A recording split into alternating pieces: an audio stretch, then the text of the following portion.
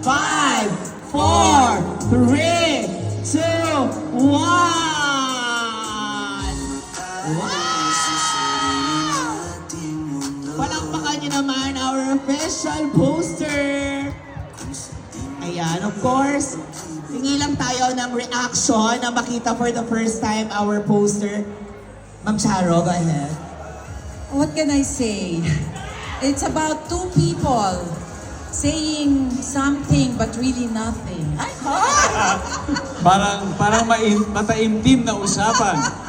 oo. But only they know kung anong pinag-uusapan nila. Yes, oo. Parang sila lang na nagkakaintindihan. Promise po.